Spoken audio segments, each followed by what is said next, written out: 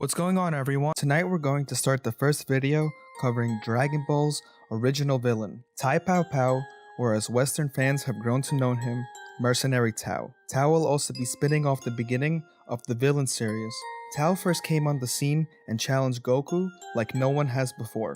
He was able to beat him with his own impressive power and diverse techniques.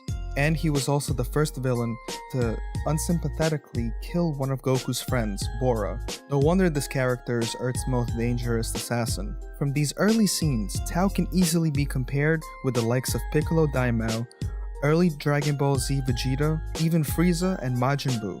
Up to this part of Dragon Ball, only Master Roshi has been able to successfully challenge Goku, and yet their fight was dragged on until the very last kick from both of them, with Master Roshi winning only because his legs were longer than Goku's. Yet when he squared off with Tao, Goku couldn't even put up much of a fight back. As soon as Goku tried fighting back, Mercenary Tao fired off his signature key attack, the Dodonpo, striking Goku right in the chest. Luckily, he had hit the Dragon Ball in the exact spot, but if it weren't for the ball being there and absorbing the blow, the attack would have been fatal. Tao Pai Pai was originally introduced in manga chapter 85, and also the anime episode 59, where Commander Red had initially hired him to take care of their little problem, Son Goku. If successful in this hit and retrieving the Dragon Ball back, the assassin would be rewarded with 50 million zeni.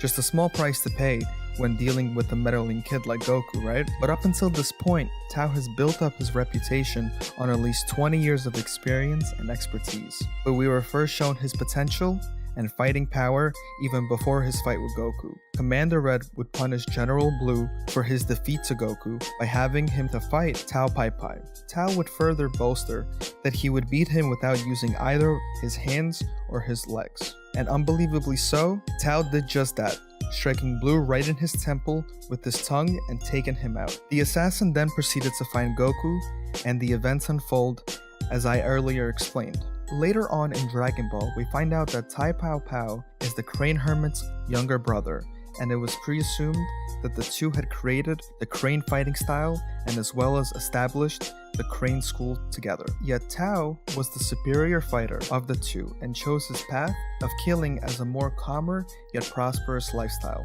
while the Crane Hermit school would come to rival that of Master Roshi's school. We also find out later that Mercenary Tao was one of Tenshin Han's masters and the person he idolized and dreamed of becoming in the future. But it wasn't until Tenshin Han and Chao Tu met, fought, and understood Goku that they changed their sinister ways as well. Now, while researching more in depth about Tai Pao Pao, there were two facts that really stuck out to me.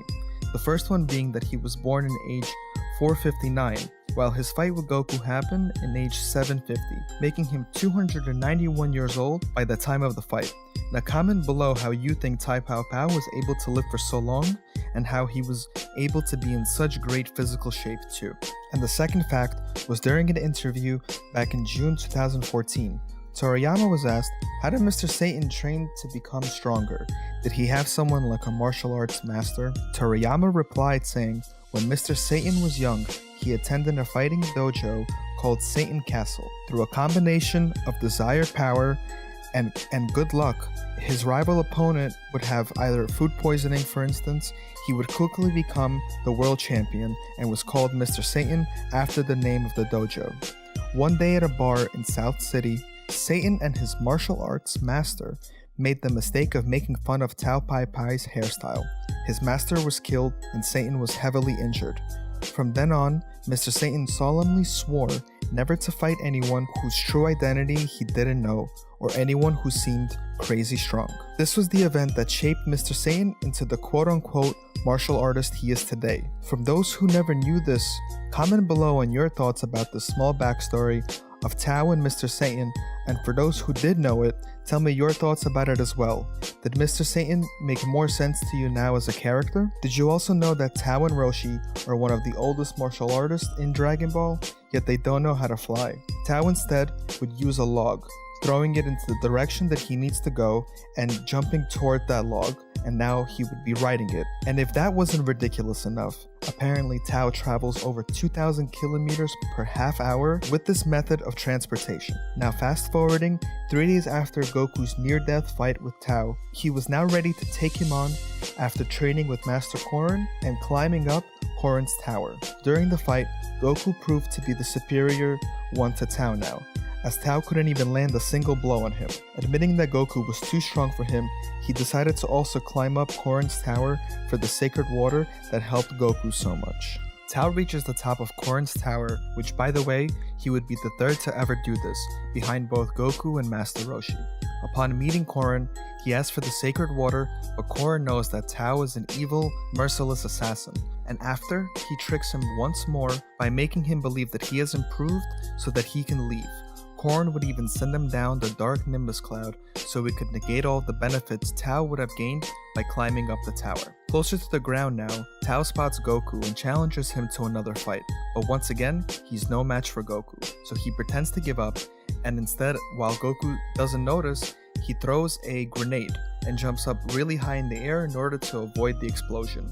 But Goku was quick enough to kick the grenade right back up to him, killing the assassin, or so we thought. Fast forwarding to the 23rd Tenkaichi Budokai, and out of the blue, we see Tao, or what's left of Tao, followed by updates with all robotic parts. He's now Cyborg Tao. His brother, the Crane Hermit, states that they had to spend all of Tao's savings that he made as a hitman so doctors could rebuild his body into that cyborg.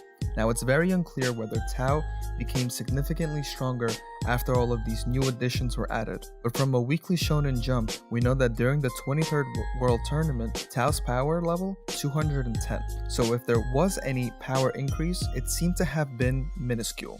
But regardless, Tao was at the tournament to get revenge on Goku and Ten Shin Han for abandoning his school. After Ten Shin Han shows Tao that he's stronger than him, Tao gives him credit. Ten Shin Han then begs him to leave the tournament as he still respects him as a master and teaching him the fundamentals that made him today, but he also does not want to embarrass him anymore either.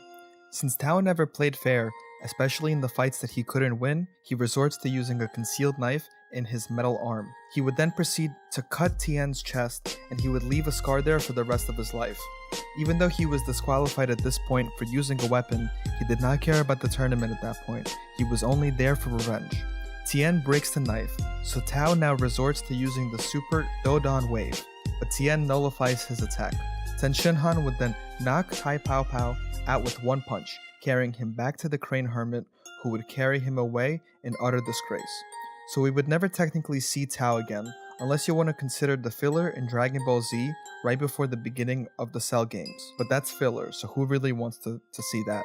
So that's all the information on Tao Pai Pao. What did you think of him? Do you consider him Dragon Ball's earliest, yet most wicked villain up until this point? Comment your opinions down below, and let's get this discussion going. I hope you enjoyed this video. Until the next one, see ya. Make sure to subscribe and be sure to turn on post notifications. Alright, it's time for me to get back to training.